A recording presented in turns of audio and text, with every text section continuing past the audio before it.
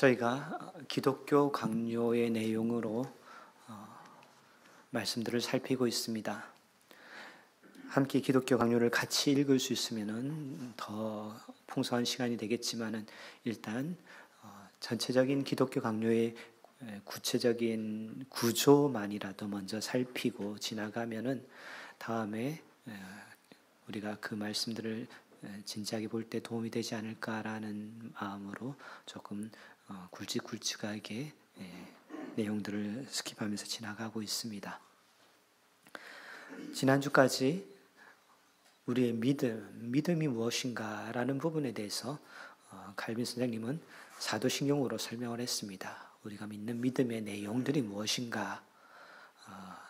하나님께서 천지를 창조하시고 예수 그리스도께서 우리의 구원을 위해서 그렇게 목숨을 들여 하나님 아버지의 말씀에 순종하였던 것, 그리고 성령 하나님께서 교회를 하나님과 연결시키고 그리스도와 연합되게 하였다는 것, 우리가 지난주에 살피면서 그 성령 하나님께서 교회가 하나님과 연합되는 그 방법으로서 계속해서 이어나가는 방법을 기도로 설명을 하고 있습니다.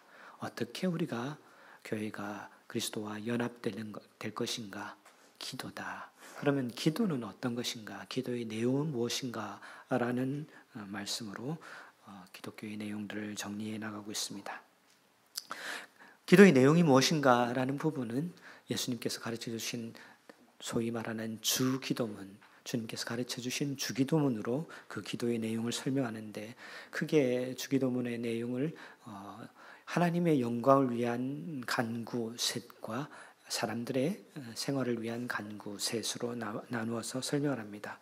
그 첫 번째 간구가 이름이 거룩히 여김을 받으시오며, 지난주까지 했던 사도신경도 그렇고 주기도문도 그렇고 우리가 매주 너무 많이 했기 때문에 가장 큰 착각 중에 하나는 우리가 그 내용들을 너무 잘 안다는 착각들을 하기가 쉽습니다.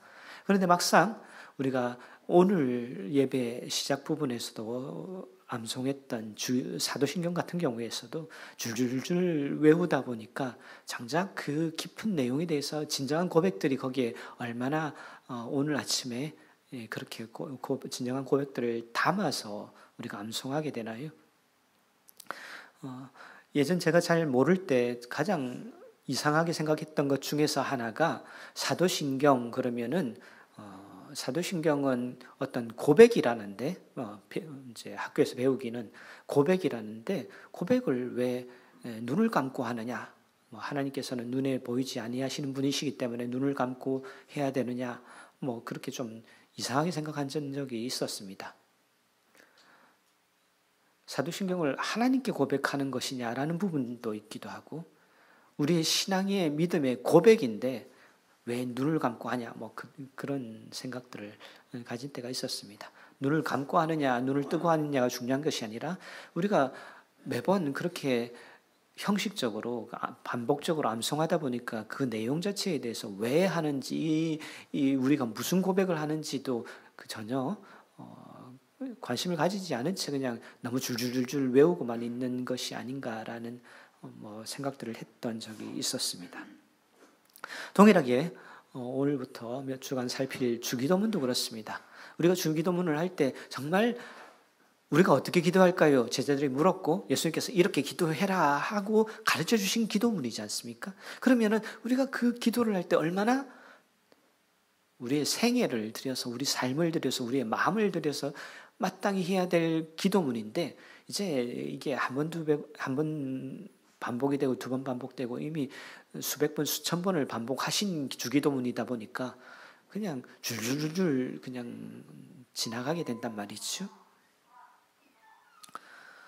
그 주기도문을 오늘부터 살핍니다. 그리고 그 첫 번째의 간구로 하나님의 이름에 대해서 간구하면서 하나님의 이름이 거룩히 여김을 받으시오며라는 간구를 살핍니다. 거룩하다. 거룩하다 정확하게 어떤 뜻인지 사실은 저도 아직까지 잡힐 듯 안 잡힐 듯한 단어 중에서 하나가 거룩하다라는 단어입니다. 뭔가 좀 신비하고 뭔가 굉장히 아련하고 뭔가 멀리 높이 있을 것 같고 뭔가 조금 접근하기 어려울 것 같고 막 그런 이미지들이 거룩하다라는 단어에 담겨 있는데 사실 그 많은 제가 가지고 있는 이미지뿐만 아니라 성도들이 가지고 있는 그 이미지의 거룩하다라는 이미지는 조금 파생된 의미이고 사실은 거룩하다는 본질적인 의미는 다르다는 거라죠. 다르다. 그러다 보니까 조금 우리가 가지고 있는 이미지가 덧입혀지고 그렇긴 했지만 본질적인 의미는 다르다는 것인데 이 부분만 떼어놓고 주기도문을 살핀다면은 하나님 아버지는 다르다, 다른 분이시다, 다른 분으로 여김을 받으셔야 된다라는 의미입니다.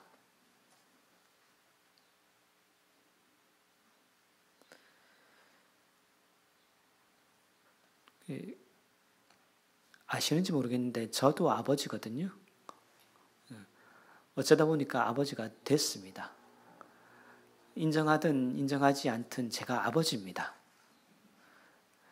이 아버지로서 가장 큰 부담 중에 하나는 우리 애들이 잘 커주지 못하는 것에 대한 어떤 책임감, 뭐 그런 부담도 당연히 있겠지만은 이제 신앙생활하면서 가장 큰 부담 중에 하나는 제가 듣는 아버지라는 그 단어하고 하나님 아버지라는 단어하고 같은 단어란 말이죠.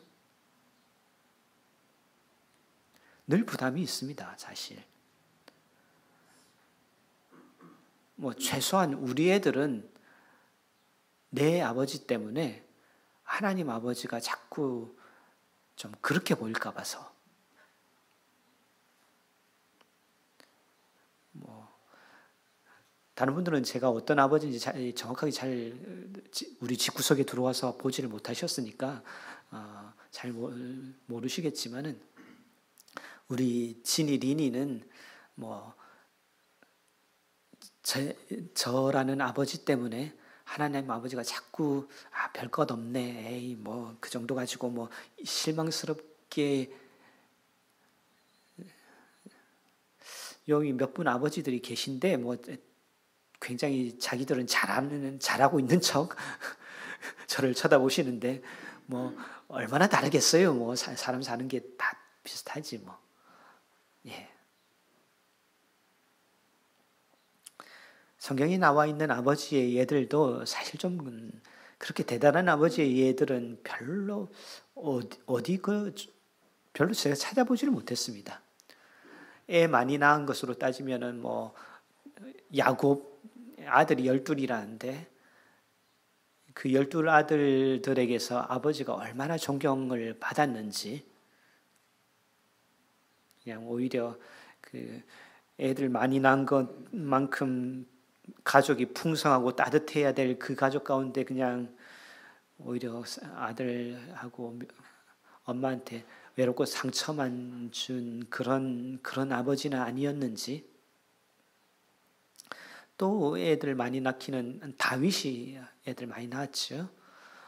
다윗 위대한 왕이었음에도 불구하고 이제 가정의 아버지로서 좀 성경들을 살피면은 그다지 이게 성공한 아버지인가 싶은 부분들이 뭐 보인단 말이죠. 큰아들 압살롬이란 아들은 뭐 아버지 쫓아내고 자기가 왕 되겠다고 설치지를 않나.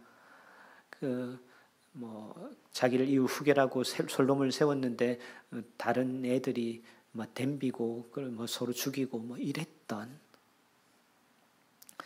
아버지로서의 다윗의 모습은 뭐 크게 긍정적이다 뭐 잘 모르겠어요.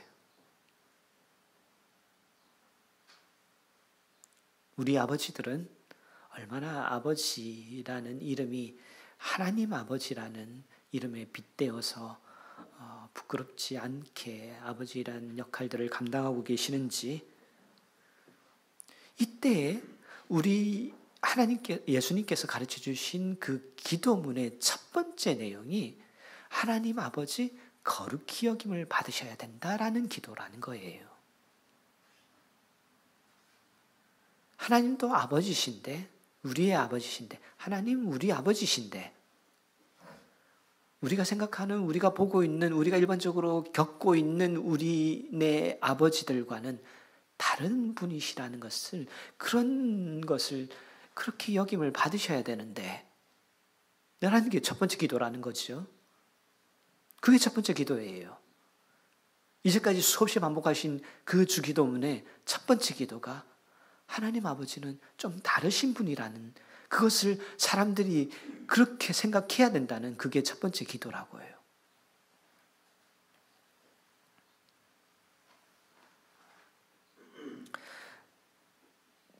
하나님께서 아버지란 이미지를 가지고 우리한테 접근하실 때 제일 문제가 이겁니다. 사람들에게도 아버지가 있는데 이 아버지들이 다 완벽하지 않다는 겁니다.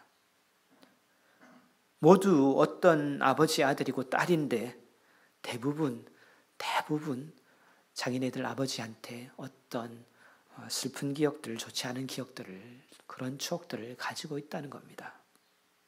그리고 이러한 이미지들이 알든 모르든 어느새 하나님 아버지에게 투영되어 어떻게든 영향을 끼친다는 겁니다. 저의 아버지는 소위 말하는 부산 분이십니다. 그러니까 제가 부산 사람이다라고 할 때 일반적으로 가지고 있는 통념되는 이미지가 있지 않습니까? 전형적인 그 이미지에 해당되는 분이십니다. 뭐 저희 아버지 욕을 하려는 게 아니고요. 저희 아버님이 그냥 그런 분이시네요. 그러다 보니까 제가 떨쳐내려고 하는데, 그걸 극복하려고 하는데 참 안 되는 이미지 중에서, 하나님에 대한 이미지 중에서 하나가 좀 답답하다는 이미지가 들어가 있어요. 이게 잘 안 돼요, 그게. 왜 저희 아버지랑 오랫동안 살아왔던 지난 날들이 있어서 그런지 우리 아버지 좀 답답하다는 이미지가, 기도하면서도 생각하면서도 아니면 소망하면서도 늘 그게 좀 구석에 각자 자리를 잡고 있단 말이죠. 기도를 할 때도 그냥 시원하게 막 잘 들어줄 것 같은, 막 그냥 뭐 그렇게 하실 것 같지 않고, 그냥 기도를 해도 막 그냥 듣고는 계시는데 뭐 별 대답도 없고, 그냥 뭐 어떻게 뭔가 해주시긴 하실 것 같은데 어떻게 해주실지 미리 이야기 안 해줄 것 같은 그런 이미지가 제게 있어요. 각자 하나님에 대한 어떤 이미지가, 그냥 우리가 하나님 어떤 분이십니까? 라고 말할 때 그냥 교과서적으로 대답하는 그런 것 말고, 그냥 1대1로 하나님을 대할 때 참 말로는 표현할 수 없지만은 뭔가 계속 우리 뒤통수에, 우리 가슴 깊이에서 뭔가 작용하는 무슨 이미지들이, 그런 이미지들이 나도 모르게 있는 것이 웬만한 사람들에게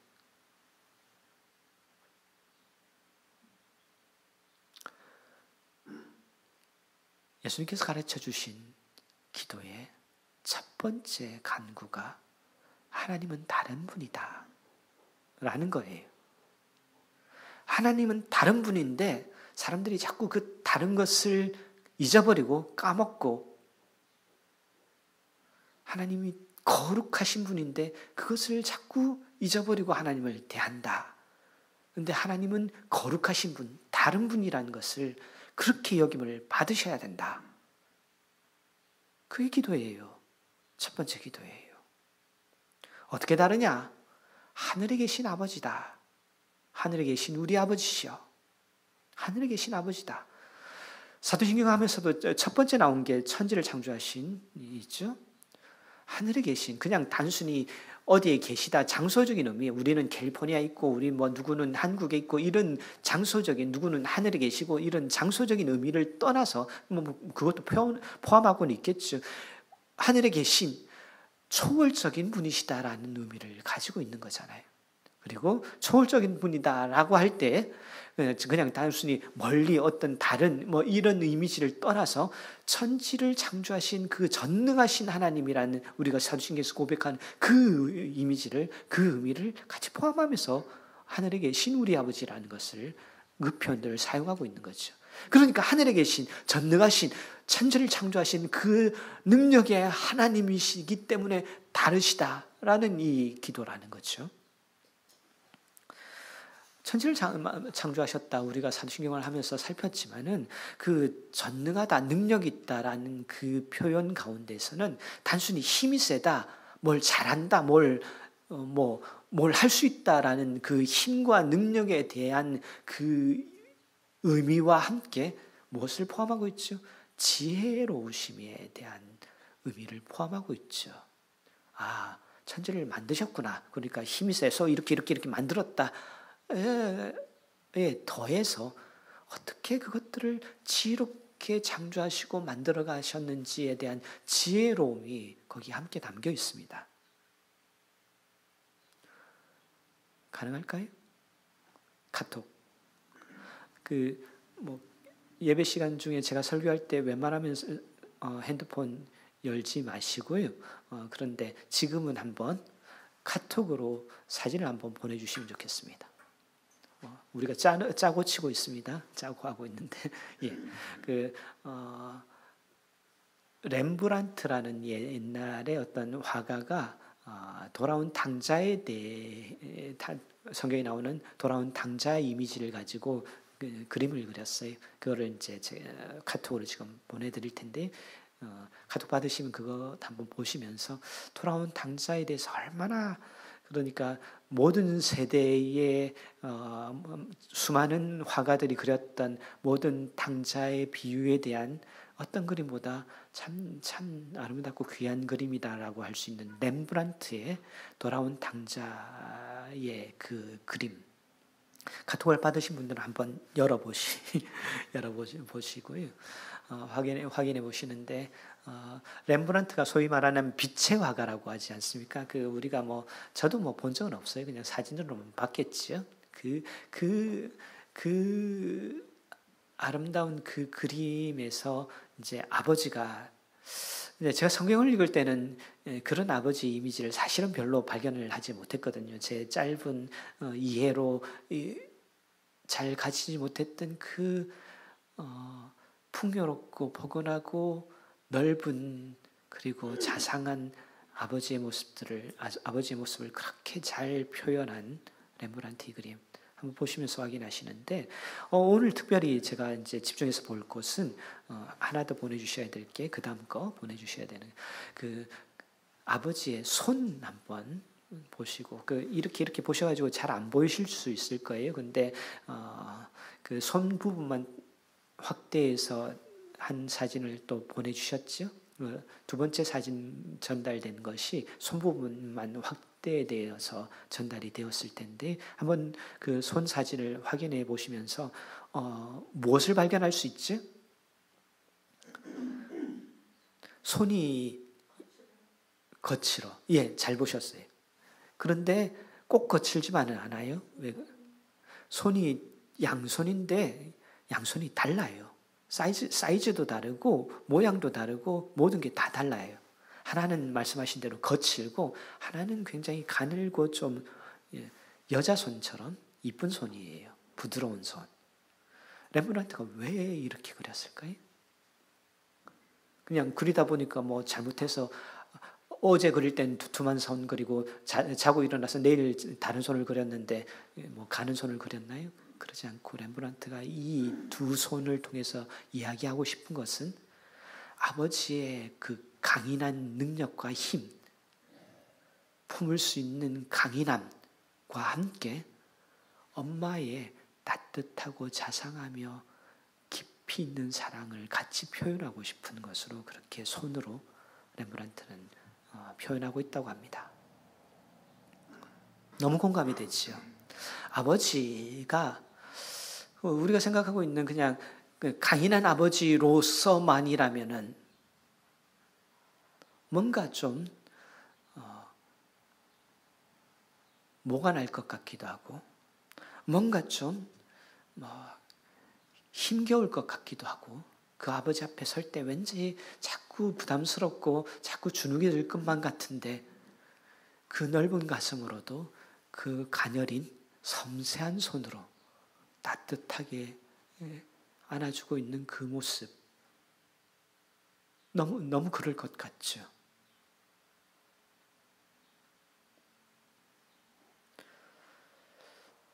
거기에 더해서 우리가 지금 시대에 예전에는 이런 질문들이 그렇게 많지는 않았던 것 같습니다. 그런데 지금 시대에 이 당자의 비유, 예수님께서 말씀하셨던 당자의 비유에 대해서 많이 이제 비판적으로 질문되고 있는 것 중에서 하나는 무엇이냐면은 아버지가 왜 그 당자를 내보냈냐? 제가 설교 중에서 몇 번 질문을 드렸었죠. 성경에서 그리고 이전 시대에서는 그 떠났던 탕자 그렇게 허랑방탕하고 그 못된 탕자도 왔을 때 받아준 아버지의 얼마나 그 귀한 사랑에 대해서 많이 집중을 했는데 요즘 많은 질문 중에서 하나는 나가면 고생할 거 아버지가 왜 몰랐냐? 알았으면 왜 그 아버지가 그 나가는 것을 내비뒀냐? 죽으라고 애는 고생하고 있는데 왜 내비두냐? 라는 질문들을 왕왕 하시는 분들이 생기는 것 같아요. 거기에서 하나 더 제가 첨가해서 질문을 드린다면은, 당자가 우리 아는 당자는 잘 돌아왔어요. 어쨌든 배가 고팠던 어쨌든 고생하다가 고생을 얼마나 했던지 간에 돌아왔어요. 근데 잘 돌아와서 다행인데 돈 날리고 그러면서 빚지면서 요즘 그런 거 쓰잖아요. 장기 매매각서 그런 거 그래가지고 빚지고 이 돈 안 갚으면은 이제 장기를 판다 이런 각서라도 써가지고 이제 그 빚쟁이들한테 쫓겨다니면서 잡혀가지고 장기 뜯기고 그래도 돈 못 갚아서 저기 오징어 배 같은데 팔려가고 그러지 않고 돌아왔단 말이죠. 제가 지금 농담처럼 하고 있는 이 질문의 심각성들을 아십니까? 늘 두려운 것은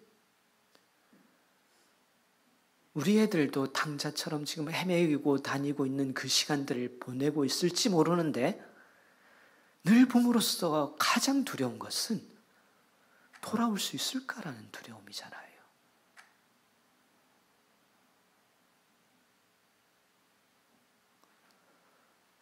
당자는 돌아와 주니까 고마운데 감사한데 우리 애들은 이렇게 헤매이다가 정말 돌아올 수 있을까라는 두려움이잖아요.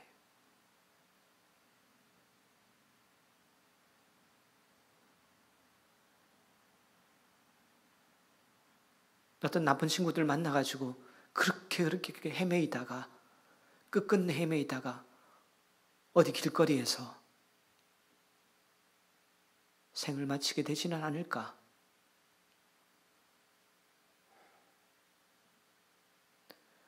배가 고프든 춥고 어렵든 몸이 아프든 돌아만 와주면은 돌아오기라도 하면은 기꺼이 맞겠는데 못 돌아오면은 당자의 비유에서 놓치고 있는 것 중에서 하나는 돌아왔다는 사실이에요. 당자가 잘해서? 아니. 돌아올 수 있게끔 한 아버지라는 거예요.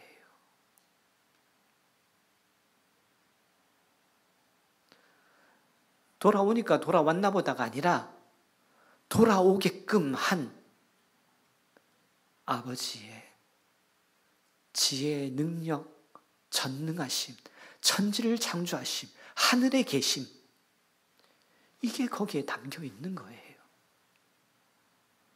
우리 인생의 아버지들은 그렇게까지 안 되잖아요. 그러니까 우리는 두렵잖아요.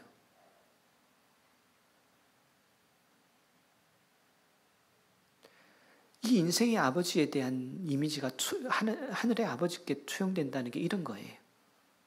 하늘의 아버지는 기필코 그 가운데서도 돌아오게끔 하시는데 지혜로우심으로, 전능하심으로, 능력으로, 힘으로 모든 악한 것들을 막으시고 심지어 고난할지라도, 고난 당할지라도 그 고난 가운데서 돌아오게끔까지 하시는 게 하나님 아버지의 전능하심인데 우리네 아버지들은 그러지 못했기 때문에 우리는 늘 불안한 그것을 하나님 아버지께 투영해가지고 불안하단 말이죠. 애들 고생하는 것 보면서 하나님 불안하단 말이죠. 우리 인생 힘든 것, 이 인생들 가운데서 어려운 순간들 때문에 불안하단 말이죠. 마치 우리 인생의 아버지들이 어쩌지 못해서 감당하지 못할 것처럼 하늘에 계신 그 아버지께서 이 인생조차도 감당하지 못하실 것처럼 우리는 불안하단 말이죠.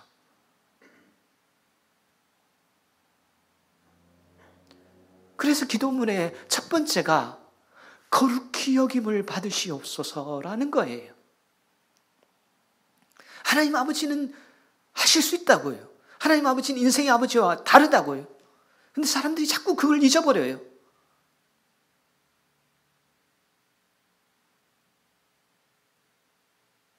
탕자의 시간을 가질지라도 그 탕자를 기필코 보호하시고 인도하셔서 막을 것 다 막고 힘들 만큼만 힘들게 하시고 기필코 때가 되어서는 집으로 돌아오게 하시는 그 아버지를 우리는 자꾸 잊어버린단 말이죠. 그래서 기도가 날마다의 기도가 하늘에 계신 우리 아버지는 다른 분이시라는 것을 우리로 기억해 하여 주시옵소서. 그게 첫 번째 기도예요.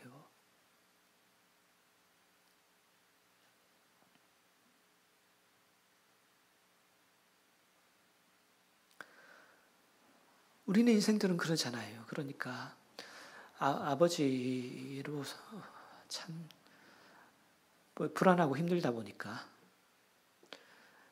당자도 그 시간들을 보내야 돌아왔잖아요. 근데 당자가 돌아올 때 뭐 어느 날 정신이 깨어가지고 아버지를 갑자기 사랑하게 되어서 돌아온 거 아니잖아요. 근데 우리네 부모들은, 우리네 아버지들은 자식들이 자기들을 안 사랑하게 될까 봐서 조마조마하고 불안한 마음 때문에 늘 그냥 배가 고파서, 당자가 배가 고파서 돌아왔거든요. 다른 어떤 대단한 어떤 정신적인 개혁이 있다든지 다른 어떤 사랑의 회복들이 있다든지 그렇게 해서 당자가 집에 돌아오지 않았어요. 집에 돌아올 때까지 여전히 당자는 배고파서 그냥 돌아왔어요. 집에 돌아가면은 우리 종들도 먹고 살던데 라는 그냥 단순히 그냥 배고파서 돌아왔어요. 근데 우리네 부모들은, 우리네 애비들은 그걸 차마 못 보잖아요.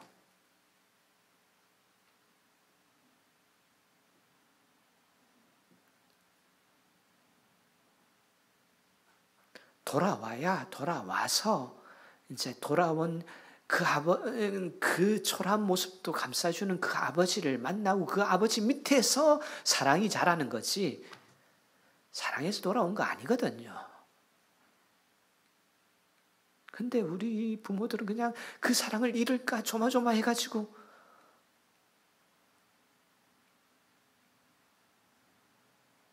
그래서 배고프지 않게 하면서 정작 돌아오는 길을 자꾸 막고 있어요.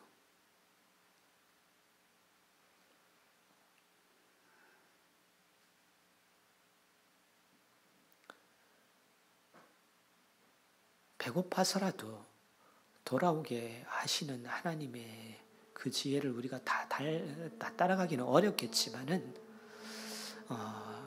그러면서 최소한 이것들은 가야 되겠죠. 날마다 기도하면서 하나님께서 이렇게 배고프게 하실 때는 배고프게 하시면서도 막으실 것들은 다 막고 보호하실 것들은 보호하시면서 기필코 되돌이키시려고 그러시는구나 라는 믿음을 우리가 가져야 된단 말이죠.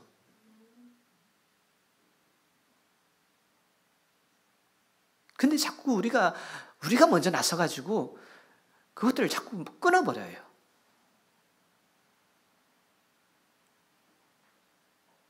배가 다 고프기 전에 자꾸 뭔가를 갖다 줘가지고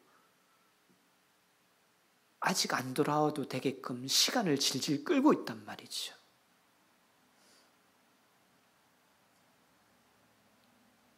하나님은 다른 분이세요. 인생과 같지 않아요. 하나님은 하늘에 계신 분이세요. 그렇기 때문에 전능, 말 그대로 모든 것들을 하실 수 있는 힘만 세신 분이 아니라 지혜로우시고 지혜롭기까지만 하신 분이 아니라 참으실 줄 아는, 기다릴 줄 아는, 끝까지 사랑할 줄 아는 그분이 하나님이시라고요. 그렇게 다른 분이시라고요. 그러니까 제발 그분을 좀 믿어라고요. 하늘에 계신 우리 아버지요, 이름이 거룩히 여김을 받으시오며. 이게 기도니까 하나님께서 그렇게 여김을 받으려고 막 내가 그렇게 여김을 받을래 그 기도예요? 기도하는 우리들이 하나님께서는 다른 분이시다라는 것을 기도하면서 끊임없이 되뇌이며 살피며 지금 이 순간도 흔들리고 돌아서는 우리의 연약한 마음들을 다시 다잡아서 하나님을 믿고 신뢰하고 의지하겠다라는 그 고백인 거잖아요.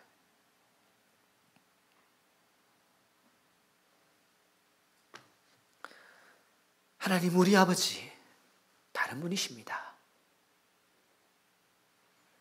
나 때문에, 우리 인생의 아버지 때문에 그 이미지들이 자꾸 되새하고 혼탁해질 수 있지만은 우리가 고백하고 기도하는 것처럼 하나님 우리 아버지는 다른 분이십니다. 전능하신 분이십니다. 능력 있는 분이십니다. 지혜로우신 분이십니다. 기필코 사랑하셔서 기필코 이루어 내시는 분이십니다. 우리는 그분을 믿어야 합니다. 기도드리겠습니다.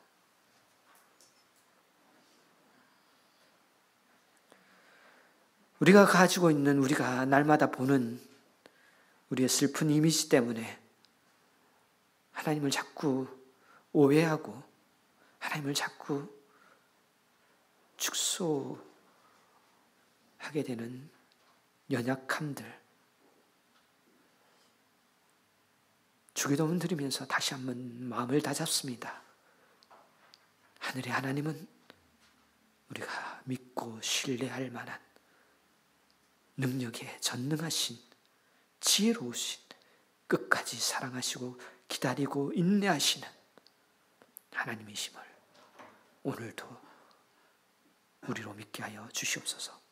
예수 그리스도 이름으로 기도드리옵나이다.